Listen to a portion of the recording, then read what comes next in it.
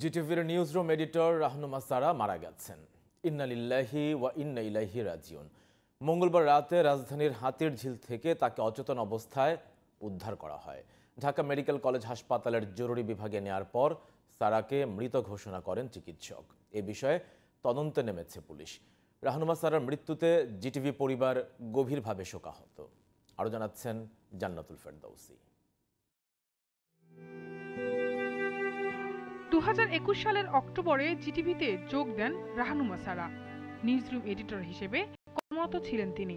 এর পাশাপাশি সামাজিক সাংস্কৃতিক বিভিন্ন ক্ষেত্রেও সরব ছিলেন সারা। সম্প্রতি হয়ে যাওয়া বৈষম্য বিরোধী ছাত্র আন্দোলনের সমর্থনেও সক্রিয় ছিলেন তিনি। মঙ্গলবার রাতে হাতিরঝিল থেকে অচেতন অবস্থায় উদ্ধার করা হয় সারাকে। ঢাকা মেডিকেল কলেজ হাসপাতালে নেওয়া হলে মৃত ঘোষণা করেন চিকিৎসক। তাকে গার্ড কিছু বলে না, অন্য লোকেরা বলতেছে আপনারা এখানে কেন বসে এত রাতে। সে বলতেছে সে বেলে বলছে তাদেরকে যে আমার একটা গাড়ি আসবে, গাড়ি আসলে আমি চলে যাব, এই কথা বলছে। তার কিছুক্ষণ পরে দেখেছে সে পানিতে পড়ছে। পানিতে দেখে ওরা রাস্তাঘাটে পোলাপান ওরা দেখে ওরা আইসে আর কি উঠেছে।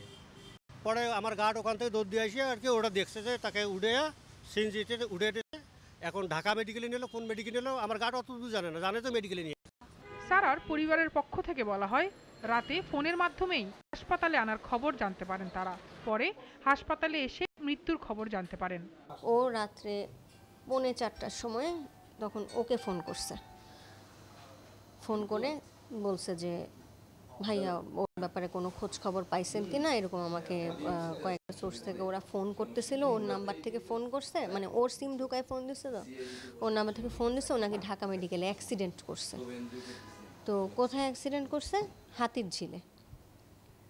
তখন তার কিছুক্ষণ পরে ও আবার ওখানে যে কর্তব্যরত একজন পুলিশের কনস্টেবল ছিলেন, ওনার নাম্বারটা পাঠাইছে। তখন আমরা আমাদের এন্ড থেকে কমিউনিকেট করে জানতে পারি। এবং প্রথমে আসলে ওনারা আমাদেরকে বলে নাই যে মানে ও নাই, উনি আমাদেরকে বলছে যে আমি নিজেও কথা বলছে যে ভালো আছে, স্যালাইন দেওয়া আছে।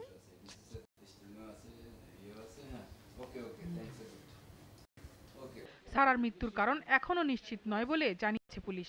তবে এই বিষয়ে তদন্ত চলছে বলেও জানান হাতিরঝিল থানার ভারপ্রাপ্ত কর্মকর্তা।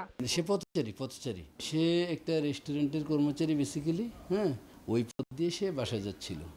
তারপর তখনও নাকি নড়াচড়া করছিল বডিটা। হ্যাঁ, সে রিক্সা যোগে ঢাকা মেডিকেলে নিয়ে গেছে। নেওয়ার পর মেডিকেল কর্তৃপক্ষ বলছে যে ব্রড ডেড। যেহেতু ডেড বডিটা হসপিটালে আছে, ওটা জরুরি।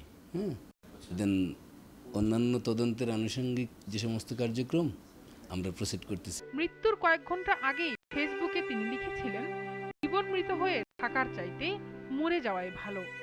এর আগে রোববার ভোর 4:19 নিজের প্রোফাইল ছবি পরিবর্তন করেন তিনি।